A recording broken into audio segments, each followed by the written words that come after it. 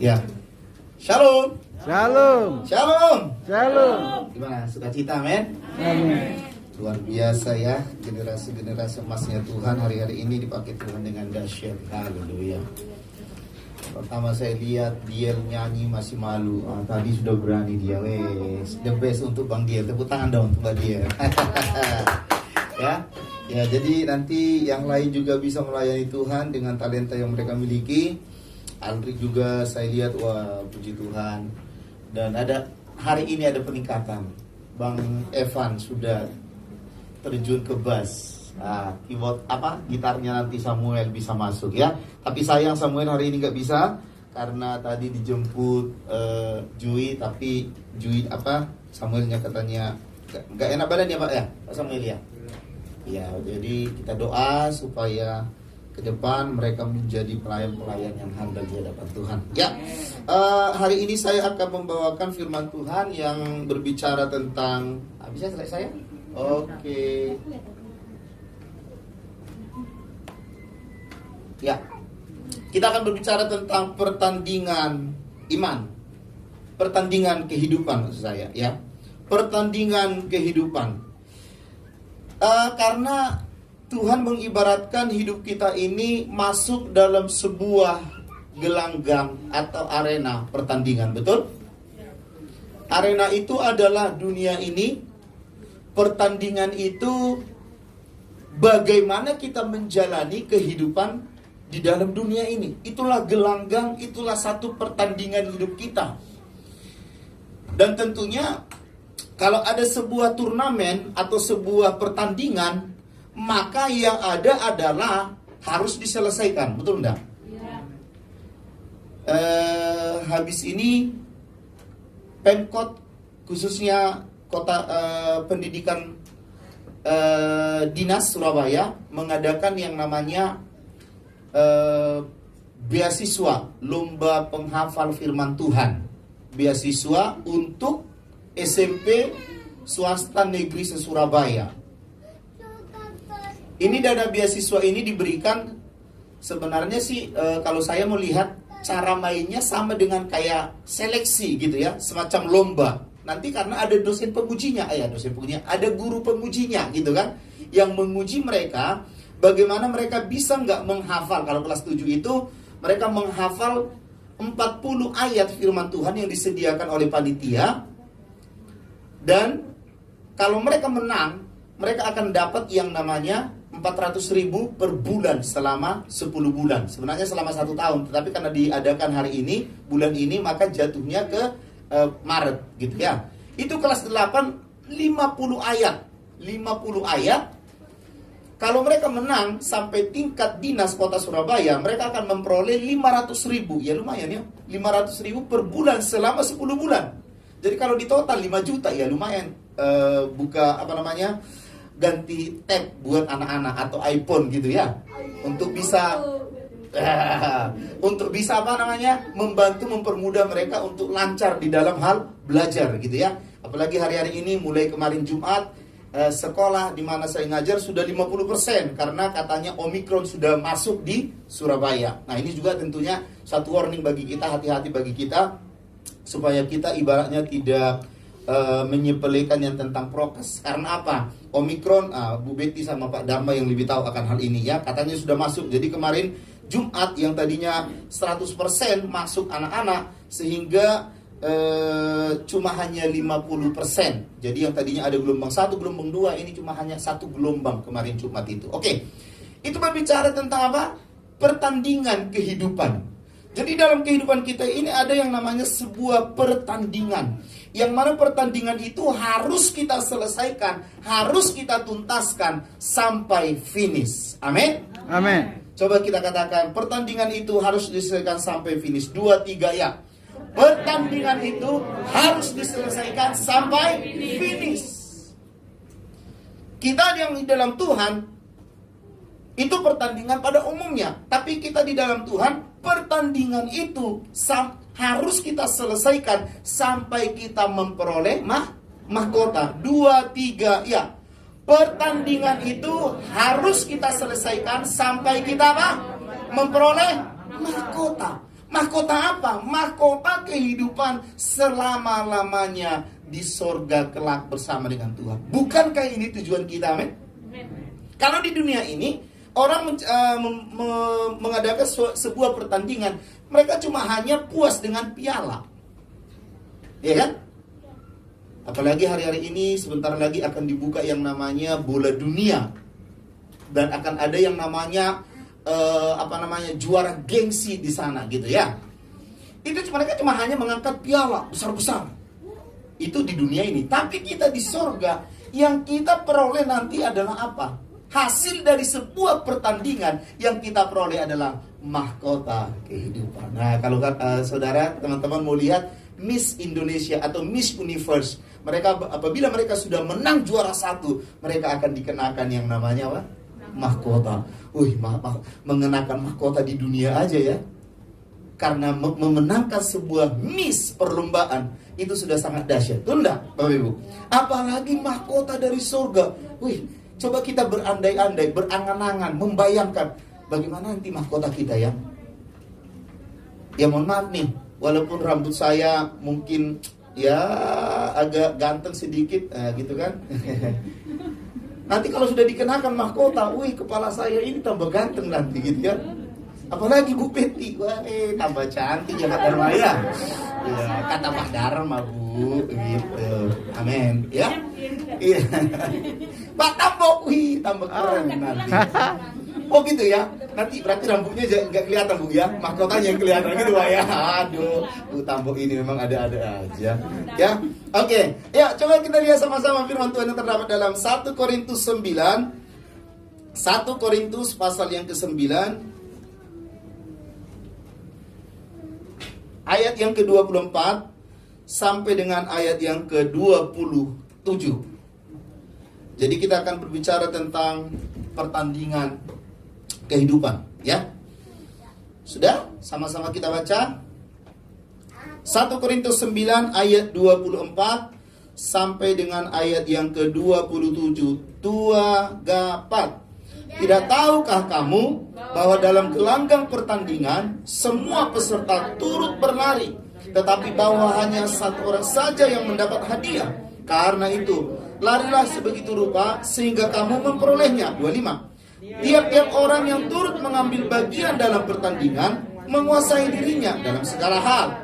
Mereka berbuat demikian untuk memperoleh suatu mahkota yang fana, tetapi kita untuk memperoleh, ingat. Ya, di sini katakan, tetapi kita apa? Untuk memperoleh suatu mahkota yang abadi. 6.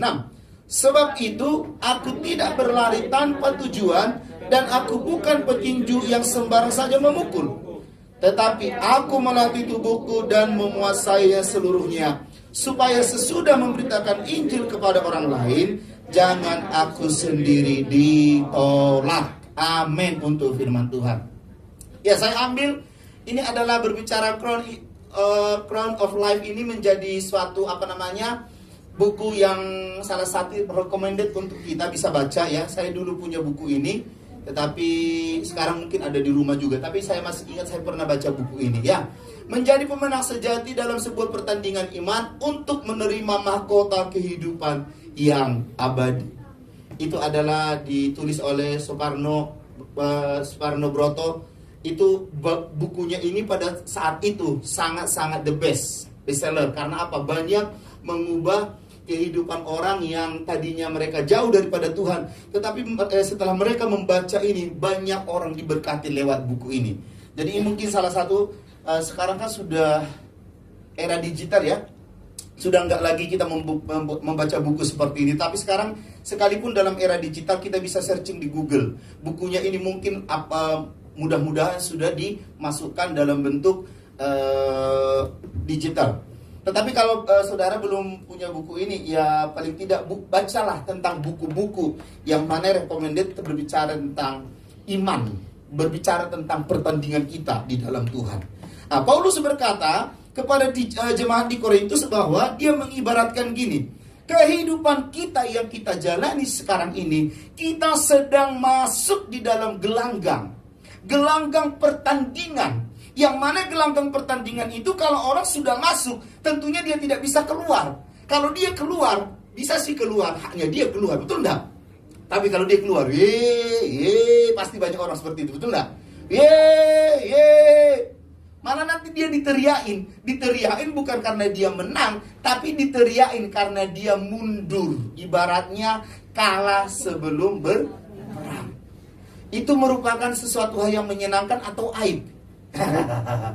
Aib ya, bukan menyenangkan. Kalau diteriakin sih menang, ya dahsyat gitu ya. Tapi kalau diteriaki pada saat kita undur dari pertandingan, dari gelanggang itu, merupakan suatu rasa malu yang tak tertutupi di dalam diri kita. Tuhan mengibaratkan kita gini, kita sudah ada di dalam area ini, gelanggang ini, di dalam dunia ini, di dalam pekerjaan, komunitas, di mana Tuhan tempatkan kita. Itu adalah gelanggang kita. Pertandingan yang kita harus hadapi, yang harus kita selesaikan adalah kita harus bisa menaklukkan segala pertandingan-pertandingan itu. Pertandingan apa aja sih? Nanti akan saya jabarkan satu persatu. Pertandingan khususnya yang berbicara tentang iman kita, yang berbicara tentang godaan-godaan, hambatan-hambatan, rintangan-rintangan yang akan membuat iman kita semakin jauh daripada Tuhan. Kita harus menang di dalam hal menghadapi itu. Coba next. Ya, Paulus mengibaratkan kita gini. Kita masuk dalam sebuah pertandingan. Pertandingan ini mau ndak mau, suka ndak suka, kita harus hadapi. Amin. Tapi percaya. Sekalipun kita masuk dalam pertandingan ini, kita tidak sendiri. Tetapi ada Roh Kudus, sumber kekuatan penghiburan dalam hidup kita. Amin. Amin. Yakinkan diri kita bahwa kita berjuang bukan sendiri, tapi kita yakin bahwa kita berjuang bertanding ini ada Tuhan di dalam diri kita lewat pertolongan Roh Kudus. Amin. Jadi jangan berkata gini, waduh gimana saya bisa menyelesaikan itu? Iya betul. Kalau dalam sebuah pertandingan ada yang namanya juri yang memberikan support dalam hidupnya dia. Atau ada yang namanya coach, pelatih yang memberikan sebuah motivasi dalam diri kita, dalam dirinya. Apalagi dalam diri kita, dalam memenangkan pertandingan ini ada Roh Kudus, sumber segala yang terbaik di dalam hidup kita. Amin. Jadi pastikan kita di dalam bertanding ini bukan sendiri, tetapi melibatkan Roh Kudus. Supaya apa? Kita kuat, mampu, sanggup. Kalau kita berjuara sendiri akan berkata gini, capek saya, lelah saya, gak mampu saya. Akhirnya undur. Betul lah.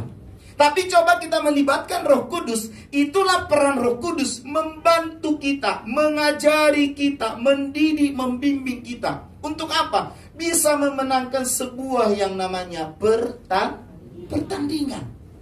Ya, tentu mau tidak mau kita akan hadapi sampai kita menang atau finish, guna mendapat apa? Mahkota kekekalan itu tadi. Ya, jadi mahkota finish kita adalah memenangkan pertandingan. Upah daripada itu adalah apa? Mahkota, bukan piala. Piala cuma hanya tingkat dunia. Tetapi kalau mahkota adalah sampai tingkat kekekalan. Amin. Sampai tingkat kekekalan nanti mahkota kita. Ini adalah sebuah gelanggang pertandingan. Ini adalah lapangan sepak bola. Ini adalah mereka sudah siap-siap. Tim ini mereka sudah masuk dalam football ya. Football ya. Ini pertandingan football. Jadi ini bukan bukan sepak bola, bukan basket atau sejenisnya, tapi ini adalah football itu loh, yang beradu fisik itu, Pak. Mereka sudah masuk di situ. Mereka sudah siap-siap, maksud saya. Mereka sudah siap-siap dan mereka akan siap masuk ke dalam lapangan. Kalau mereka sudah siap masuk dalam lapangan, sudah posisi ada di lapangan, mereka akan mengerahkan semua tenaga mereka. Bahkan mohon maaf, mereka akan ibaratnya tidak sungkan atau tidak mengeman tubuh mereka. Waduh, nanti jangan saya cedera, jangan nanti saya ditabrak. Nggak bisa. Kalau mereka sudah masuk ke situ, mereka harus tujuan mereka satu, menang, menang, menang dan menang. Amin. Ini adalah salah satu gelanggang pertandingan. Next. Ya. Terus, apa yang harus kita lakukan? Kita tahu nih, gelanggang kita sudah kita hadapi sekarang. Yang kita lakukan dalam kita memenangkan ini apa? Pertandingan ini. Yang pertama dikatakan apa? Turut dalam perlombaan atau turut dalam pertandingan. Dikatakan 24. Tidak tahukah kamu bahwa dalam gelanggang pertandingan atau perlombaan semua peserta turut berlari? Tetapi bahwa hanya satu orang saja yang mendapat apa? Hadiah. Karena itu berlarilah sedemikian rupa sampai kamu memperolehnya. Jadi ada kata-kata turut dalam perlombaan, turut dalam lomba lari. Saya dulu waktu masih SMP, SMA saya sudah memenangkan juara 1 tingkat sekolah memenangkan lari. Kemarin saya pulang, saya bilang sama si abang, bang, dulu papa SMA saya di Onan Ganjang, lari saya dari start simpang sekolah itu, kami dari simpang itu lari sampai ke jembatan arah Parbotihan. Nah, kalau saudara yang tahu daerah sana, kalau mami ya Pak Agus ceritakan aja, aku nggak ngerti katanya. Ya nanti mami diajak Bu Yeni ke sana. Ya, jadi kami lari itu kalau sampai jembatan itu kalau nggak salah 5 km. Jadi PP 10 km. Larinya itu bukan sore hari jam 6, enggak. Tapi larinya itu jam 1 siang. Bayangkan, apa kita sudah keringat, ngos-ngosan, capek apanya. Tapi puji Tuhan waktu itu badan saya kan enggak segemuk sekarang. Badan saya dulu hampir seperti si Alrik, tapi masih di atasnya dikit kayak Bang Ben inilah. Wah, dulu badan saya langsing kayak gitu. Jadi jangan heran Pak Tambok, dulu saya pernah memiliki badan seperti Bang Ben ini. Sekarang dulu. Kalau sekarang bisa enggak? Ya, maybe yes, maybe no. ya. Jadi waktu saya, jadi badan seperti ini lincah. Ada kalanya kalau kita lari itu kayak seolah-olah terbang kita dilawan angin. Karena apa? Jadi seorang pelari itu nggak boleh gini lari, harus menyondongkan diri badan ke depan supaya tidak ditiup angin. Kalau enggak kita nanti lari seolah-olah kita ditiup angin, kita dilawan angin. Tapi kalau kita menyondongkan diri kita ke depan gini, maka yang terjadi adalah kita bisa terus cepat memacu sampai depan, gitu ya. Saya menang. Waktu tingkat kecamatan saya tidak menang karena itu gabungan SMP, SMA dan ada umum. Saya nggak menang karena apa? Waktu saya jalan, waktu saya sudah start, saya lari ada batu saya injak, kepleset kaki saya, jadi ya jatuh saya sehingga saya nggak ikut. Tetapi teman saya adalah juara satunya, teman kelas saya, dan juara 2-nya adalah di atas kami pada saat itu. SMA juga yang memenangkan, gitu ya. Yang umum kalah. Seorang pelari untuk dia bisa mencapai finish, yang start awal adalah harus dia turut ikut menjadi peserta. Bukankah kita sudah ikut dalam peserta dalam memenangkan pertandingan mahkota kehidupan? Amin. Amin. Kita ini ikut peserta, artinya nama kita sudah terdaftar, nama kita sudah tercatat. Bukankah nama kita sudah tercatat dalam kehidupan kerajaan surga? Amin. Bukankah nama kita sudah ada di dalam buku kehidupan Bapa? Kapan itu bisa tercatat, Pak? Semenjak kita percaya dan menerima Dia sebagai Tuhan dan Juru Selamat satu-satunya. Saat itulah kita didaftar. Bu Betty masuk, tercatat, terdaftar, siap memenangkan pertandingan, siap masuk di dalam arena. Karena sudah tercatat.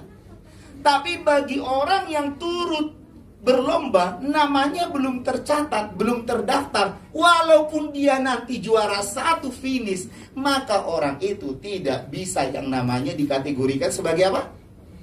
Pemenang. Kenapa? Tidak turut kok, tidak tercatat, tidak terdaftar. Kita selain kita turut dalam perlombaan ini, terdaftar dulu nama kita, tercatat dulu. Itu adalah suatu lomba yang resmi. Kecuali lomba yang tidak resmi, ya yang penting semua datang ikut, iya bisa. Tetapi yang resmi adalah mendaftar, tercatat, dan turut dalam perlombaan itu. Amen. Jadi hari-hari ini ayo, lihat ini.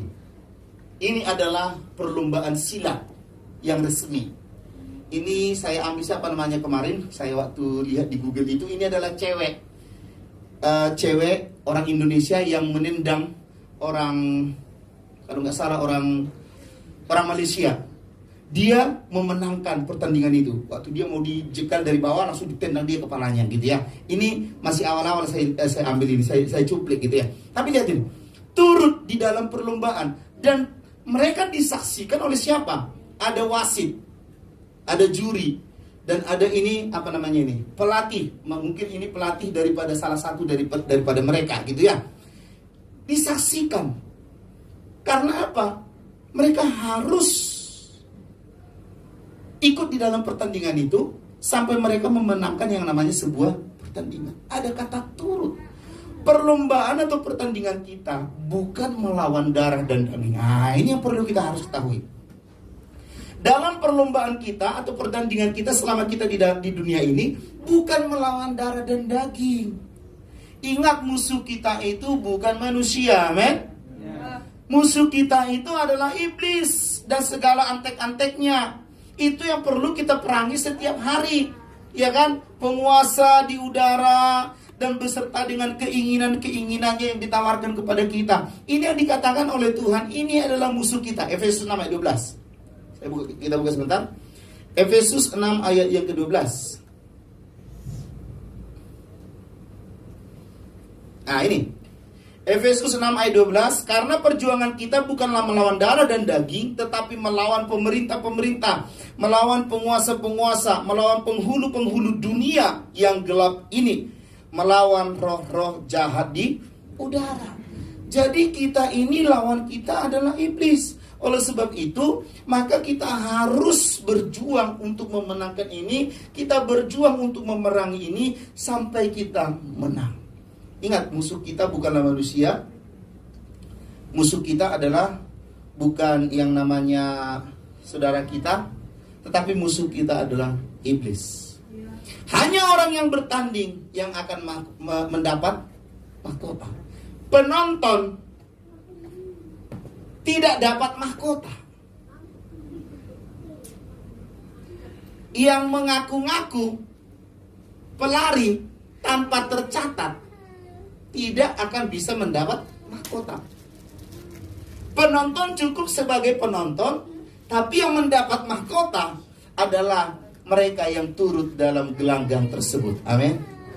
Jadi hari-hari ini, mungkin teman-teman berkata seperti ini, wah, berarti saya sedikit dibekali nih tentang pertandingan. Ya, karena apa?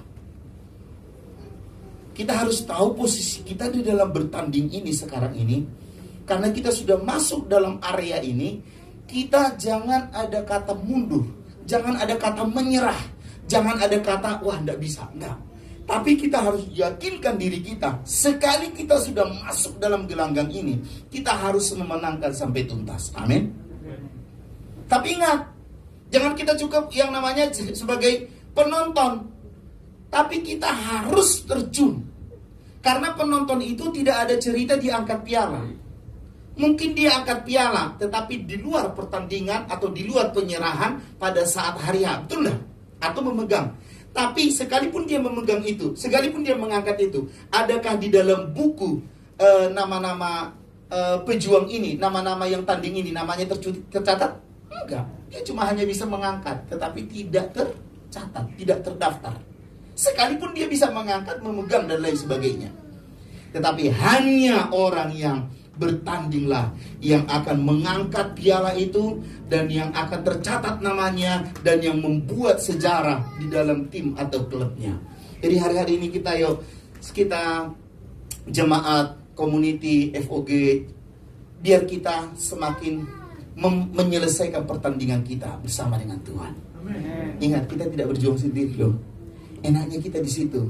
Ada wasit kita, ada pembimbing kita, ada penuntun kita. Siapa itu?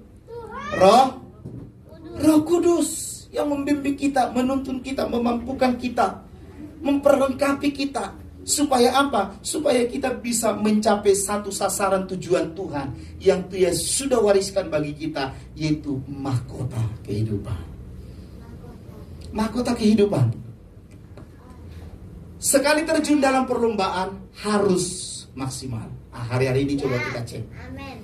Apakah kita sudah maksimal dalam berlomba ini, dalam mengiring Tuhan? Ya. Atau kita masih separuh-separuh? Kalau kita mungkin belum maksimal mengiring Tuhan, nama kita sudah tercatat, sudah terdaftar, tapi belum maksimal hidup kita, gitu ya. Dalam mengiring Tuhan tentunya, ayo, sekarang belum ada kata terlambat. Kita maksimalkan panggilan kita, kita maksimalkan potensi kita maksimalkan pengiringan kita akan Tuhan. Amin. Supaya apa? Supaya kita memenangkan itu dan nama Bapa dipermuliakan. Ada istilah berkata gini, kalau sudah mandi harus apa? Harus basah. Ini yang kami katakan sama anak kami Vincent. Nah, kalau mandi itu jangan cepat-cepat. Jadi anak kami ini kalau mandi biur. Satu saat disabun atau enggak? Sudah katanya. Tapi mamanya dicium, loh Dek, kok nggak ada bau sabun? Kok masih ada sedikit kecut-kecutnya katanya? Baru dia sadar sama mama, baru dia ngomong jujur sama mama, iya mas saya cepat-cepat sabunnya cuma sedikit tuh lah. Ya sih kelihatannya basah, tapi rambutnya apalagi tebal kan di dalam nggak basah, cuma di luarnya aja. Gak apa-apa dia. Tapi Vincent sekarang sudah pintar, dimana dia sudah mandi sudah pada posisinya lah, ya kan? Tepuk tangan dong untuk Vincent. Iya. Ya kan? Enggak lah. Tapi sekarang dia tadi, adek, ayo kita ke gereja, sikat gigi, mandi, sudah langsung cepat dia, ya kan? Jadi kalau orang mandi harus basah. Kalau sudah bertanding harus habis-habisan, harus maksimal. Kalau tidak maksimal, kalau tidak basah, ya berarti sama halnya kita tidak maksimal untuk seperti yang saya katakan mandi itu tadi, enggak bersih. Tapi orang sudah mandi harus bersih. Kadang saya kalau di kamar mandi istri saya bilang gini, ya ngapain aja sih di kamar mandi cek namanya. Jadi saya sama Kak Nelly ini hampir sama. Kalau kami mandi, ya agak lama juga sih kami. Ya bisa dikatakan 15 menitan sampai 20 menit gitu ya kalau mandi. Mereka bilang gini, apa aja sih yang digosok? Yang satu saat saya bilang, ya oh lihat saya mandi, ayo ikut kamar mandi. Jadi kami mandi bareng. Ada kalanya saya kan orang keringat. Ada kalanya saya kalau mandi itu, jadi saya sabu-sabu itu gosok-gosok badan itu, saya gosok dari bawah sampai atas gini, karena saya orang keringat. Ada kalanya belakang ini kan saya nggak bisa. Saya bilang sama Vincent, Arlen, abang, sini dulu. Saya panggil mereka ke kamar mandi. Ngapain Pak? Gosok punggung Papa. Jadi digosok dari atas ini, enak banget menurut saya gitu. Itu membuat saya lama mandi. Tapi istri saya kalau mandi, selesai 5 menit tak nyampe, selesai. Tapi bukan masalah lama enggaknya sih, yang penting maksimal enggak gitu ya. Tapi istri saya kalau mandi wangi kok. Kalau Tambok gimana Pak Tambok? Sama Pak, sama. Tambah 5 menit. Kalau Bugem Pak Gem gimana Pak? Istimewa. Berapa menit Pak? 1 menit. Oh ya repot nanti. Dikasih makan ya. Tapi mami walaupun sedikit Pak, karena kulitnya putih ya tetap putih Pak. Iya. Ya, jadi orang mandi harus maksimal, harus basah, tidak bisa enggak. Orang yang bertanding harus maksimal. Sekalipun mungkin gini babak belur gitu ya, capek seperti saya waktu lari itu. Waduh, itu terik matahari, haus, sudah haus, keringat bercucuran, otomatis kadar air dalam tubuh kita berkurang, ya kan? Ada kalanya kita Tapi bagi seorang pelari dia nggak mau tahu itu, karena bagi orang pelari tidak boleh minum. Ternyata baru saya tahu kalau orang pada saat lari minum itu katanya apa Pak? Bu, membuat paru-parunya ini gimana gitu loh. Jadi katanya ada nanti jadi efek samping yang ditimbulkan. Jadi nggak boleh orang pelari itu minum. Sekalipun mungkin minum cuma hanya membasahi bibir atau kerongkongan sedikit, itu pun sedikit. Tapi dianjurkan jangan minum selama dalam pertandingan. Nah, mereka tidak akan menghiraukan itu. Kenapa mereka tidak menghiraukan itu? Mereka cuma fokus satu, finish, dan finish. Yuk, hari ini mari kita maksimalkan di dalam panggilan kita dalam mengiring Tuhan. Ditambah dengan kemampuan talenta yang kita miliki. Tapi yang paling utama adalah dalam pengiringan kita akan Tuhan. Mari kita semakin maksimalkan. Sudahkah kita semakin hari maksimal hari ini dalam mengiring Tuhan dalam gelanggang pertandingan ini?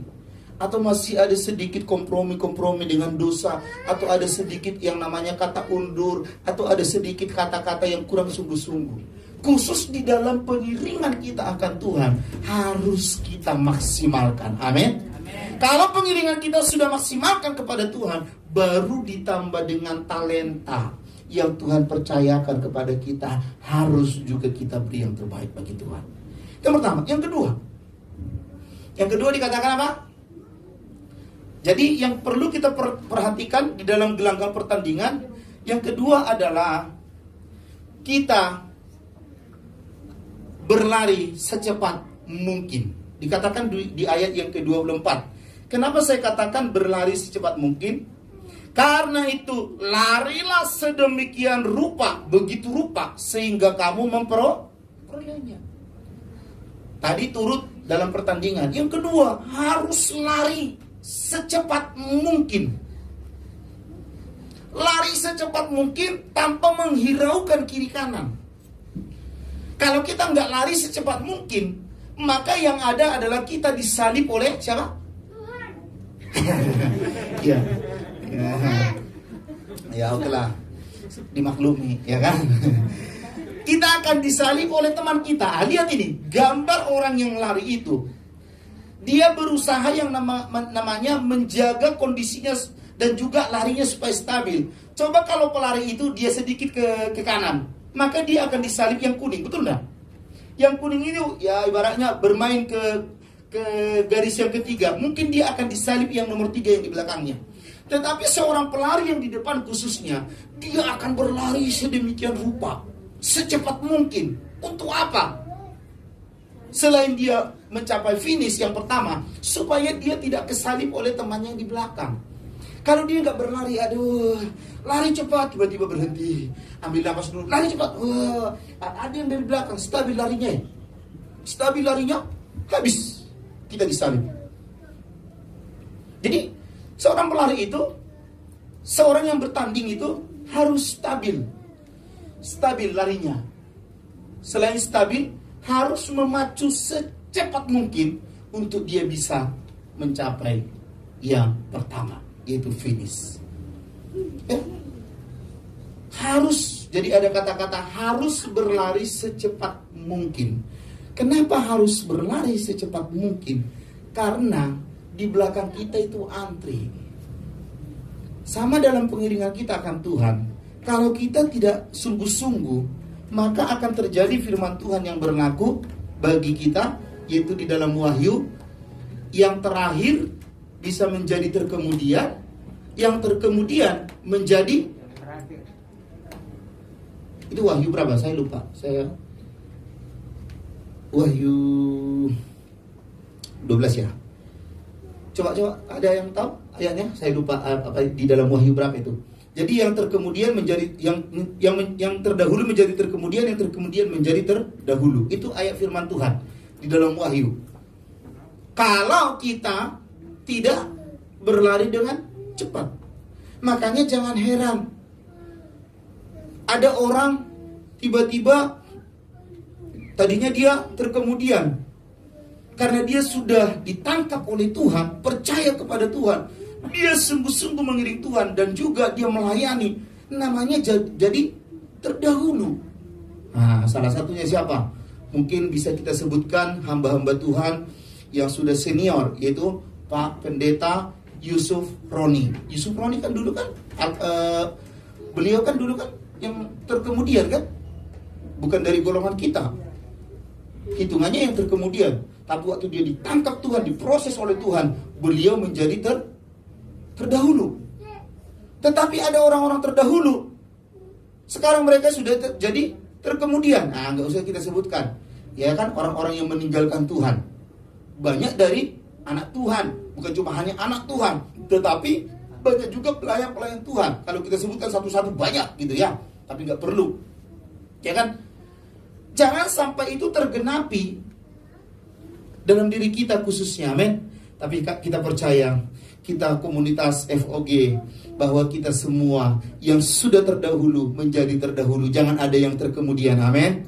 Mungkin kalau lebih baik ada tadinya terkemudian, gara-gara sungguh-sungguh hidupnya kepada Tuhan, dia menjadi orang golongan yang terdahulu ke depan. Amin. Jangan sudah terdahulu jadi terkemudian, ya kan? Jangan. Tapi biarlah yang terkemudian menjadi terdahulu seiring pengenalan dan pengikutnya akan Tuhan. Ya, jadi harus ingat loh, kita sedang masuk dalam gelanggang ini. Kita di dalam arena sekarang ini. Ya, harus berlari secepat mungkin. Kalau tidak, ingat, kita akan disalib oleh yang lain.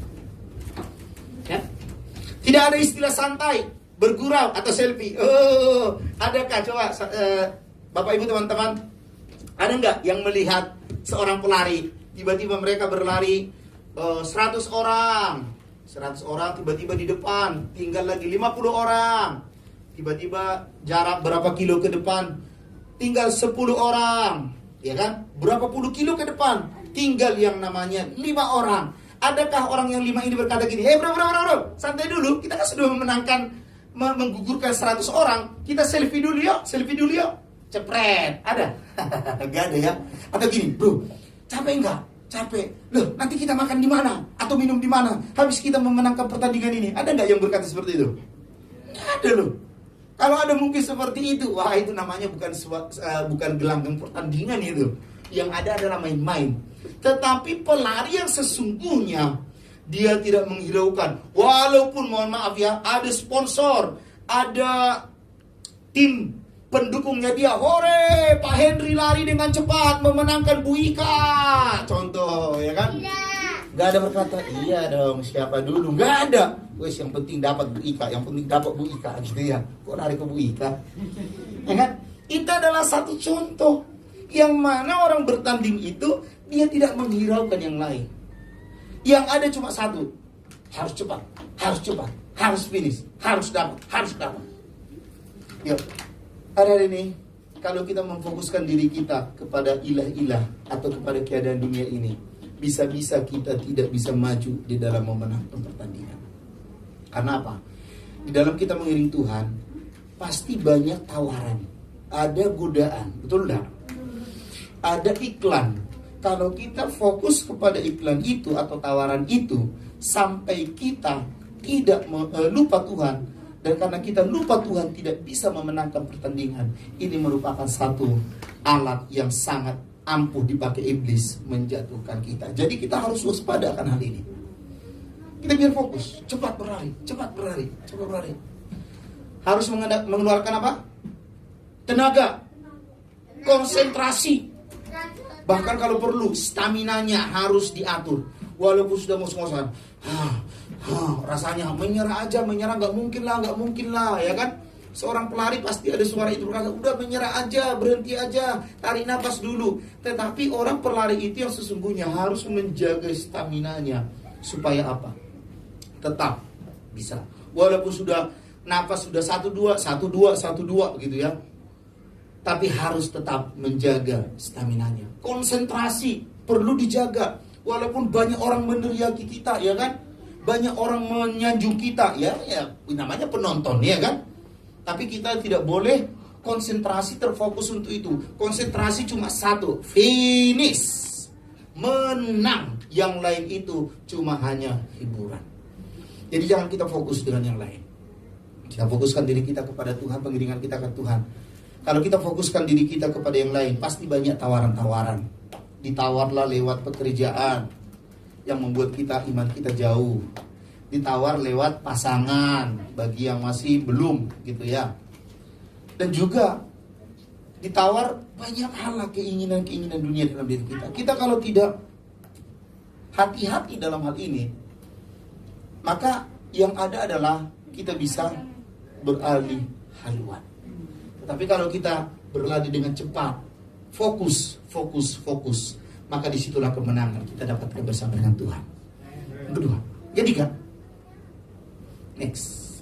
Yang ketiga ini perlu penguasaan diri. Lihat ini. Ini adalah pemain bola. Lihat temannya itu kecelakaan atau habis tabrakan atau habis dicegal atau habis dicurangi oleh lawannya. Ini yang memegang bola ini adalah kiper. Mungkin dia berkata gini, kurang ajar lawan ini, ya kan? Dan gayanya itu kan, walaupun dia nggak ngomong, tapi coba kita bahasakan dengan bahasa kita, kurang ajar ini. Kalau saya balas kamu nanti, oh bisa. Mungkin gitu ya, kata-katanya ya. Lebih kurangnya seperti itu, ya kan? Karena apa? Temannya sudah korban nih. Sampai dia ini tim merawat, tim apa itu? Tim dokter itu yang merawat itu kan? Sampai ditangani, ya kan? Belum lagi teman-temannya, belum lagi semualah turun di situ kan? Kalau si timnya ini atau kipernya ini yang memegang bola ini tidak menguasai dirinya, dia emosi, tiba-tiba langsung diseruduk ini lawannya ini, kira-kira yang terjadi apa? Pasti dia dapat satu teguran, paling tidak kartu kuning, kalau diteruskan kartu merah. Jadi harus ada yang namanya satu penguasaan diri. Walaupun teman kita berbuat yang namanya curang, membahayakan gitu ya bagi kita atau tim kita, maka kita harus perlu yang namanya penguasaan diri. Makanya firman Tuhan berkata gini, tiap-tiap orang yang turut mengambil bagian dalam pertandingan menguasai dirinya dalam segala hal. Dalam segala hal. Emosi iya, kecelakaan untuk mencelakai orang iya, dan lain sebagainya. Dalam segala hal. Untuk apa? Mereka berbuat demikian untuk memperoleh mahkota yang fana. Tetapi kita untuk memperoleh mahkota yang abadi. Penguasaan diri. Salah satu adalah penguasaan. Penguasaan diri inilah yang membuat kita mencapai satu kemaksimalan. Walaupun finish, ya betul, ada finish. Tujuan utama memang finish. Tetapi tidak ada penguasaan diri. Tiba-tiba berlari, tiba-tiba, nggak ada yang lihat. Dicekal temannya, gebrak, jatuh, ya kan? Hore, satu korban teman saya sekarang jadi yang tercepat. Tiba-tiba dia lari lagi, dicekal teman, jatuh. Lihat loh, itu pelari yang resmi itu, dia dipantau oleh CCTV. Jadi yang dilakukan mereka selalu terpantau. Seperti Pak Tambuk selalu memantau saya gitu kan. Lebih kurang seperti itu. CCTV-nya terpantau terus. Jadi orang lawannya mau berbuat curang, ketahuan. Kalau sudah ketahuan, itu. Walaupun dia finish, apalagi mencelakakan temannya, dia tidak akan pernah bisa mengangkat yang namanya piala. Tidak bisa. Jadi ada penguasaan diri. Ya kan? Penguasaan diri itu penting. Mungkin ada teman yang berbuat curang seperti mencegal, menendang, mendorong, dan lain sebagainya. Tetapi kita tetap menguasai diri. Jangan terpancing emosi. Dalam gelanggang pertandingan, kalau tidak ada yang namanya penguasaan diri, gampang banget emosi. Karena apa? Ini momen bergengsi, men. Ya kan? Klub ini melawan klub ini. Bergengsi. Apalagi negara ini melawan negara ini. Wih, sangat bergengsi. Walaupun memenangkan sebuah turnamen, katakanlah sepak bola, bola dunia, ini sangat bergengsi. Karena ini sangat bergengsi, maka terlalu cepat emosi orang itu naik. Kalau tidak ada penguasaan diri, emosinya ini akan terpancing dan satu saat akan meledak seperti api. Diar. Kalau sudah diar, yang terjadi adalah apa? Akan mempengaruhi pertandingan tersebut. Ya? Ya kan? Kalau kita terbawa emosi, bisa tidak sampai finish, apalagi memperoleh mahkota atau piala. Coba kita lihat next. Ada ini. Lihat ini. Ini mereka yang masuk di dalam dunia pertandingan. Lihat, siapa yang pertama ini? Bukan Jidan ini. Ini si Andreu siapa gitu loh. Ini si Andre yang pertama ini. Si namanya di handphone saya adalah kelihatan. Si Andreus atau siapa lah. Si Vincent yang paling tahu karena dia pecinta bola. Jadi dia yang paling tahu namanya si Andre siapa lah. Itu namanya. Dia mungkin dia melakukan satu kesalahan, langsung gini, kartu kuning. Kalau sudah kena kartu kuning, itu namanya apa? Warning. Coba-coba 2 kali kartu kuning. Ketiga kali kartu merah. Get out. Ya kan? Terus lihat di belakang, ternyata Ronaldo juga, Cristiano Ronaldo pernah kena kartu kuning juga. Nah itu, dia berkata, aduh bro, saya kena kartu kuning. Iya, 2 kali, 3 kali, go out. Ya kan? Kartu merah. Ternyata Zidane juga, Zidane lebih parah. Dia kena kartu merah. Nggak tahu, Zidane ini sekarang masih main bola nggak ini? Oh jadi pelatih ya? Coach di mana dia, Dek?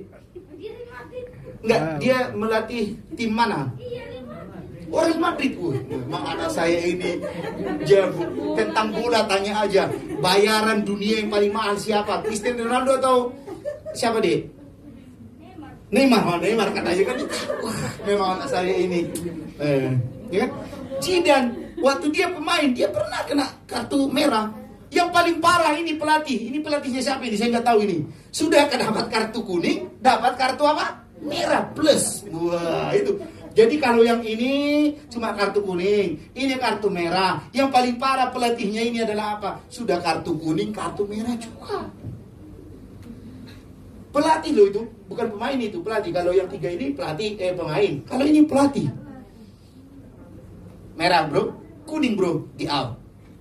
Kalau sudah seperti itu, tidak ada yang namanya bisa dia melatih atau memenangkan satu pertandingan dalam gelanggang itu. Inilah akibat apabila kita tidak ada penguasaan diri di dalam menghadapi gelanggang yang ada. Kalau kita tidak menguasai diri kita hari ini, terlalu cepat kita naik emosi, betul enggak? Terlalu cepat kita naik darah, terlalu cepat kita gitu kan? Apalagi salah satunya ya, kita berkendara. Wah, kita dipotong. Wah, enak kita di Surabaya ini. Di Jawa ini berlalu lintas walaupun sedikit ngaco, tapi masih enak lah. Kalau kita pulang ke Medan, aduh saya nyetir di Medan tiba-tiba dipotong. Kalau banter sedikit, gitu kan? Sama hampir dengan kayak Makassar sama Medan itu ya sami mawon. Sama ngacau juga itunya kan. Ya, jadi puji Tuhan selama kami 2 minggu di kampung 1 minggu, di Medan 1 minggu, saya nyetir itu dengan segala ketelitian dan kehati-hatian. Karena apa? Sedikit kita lengah, itu orang-orang itu ngacau jalannya, bisa kita tabrakan. Belum lagi jalannya, ya kan? Jalan ke tempat kami itu, ke sama kampungnya Pak Gem, Pak Dharma, karena dulu sambung sana itu, waduh, tikungan benar-benar tikungan manis. Tikungan es gitu ya, manis kan es. Es itu seperti itu. Belum lagi kalau ke tempatnya Pak Henry ini, ada yang namanya di daerah Pasaribu itu jalannya jet, benar-benar jet gini. Itu sekali ngambil salah. Disitulah Kak Nelly ditolong oleh Tuhan, di mana mereka dibebaskan. Ayo Kak Nelly bisa saksikan di sini. Ayo Pak Silaban dengan Bu Nelly, saksikan dulu bagaimana kalian ditolong Tuhan di tikungan jet itu. Ayo kita sambut, berikan applause untuk mereka. Ya.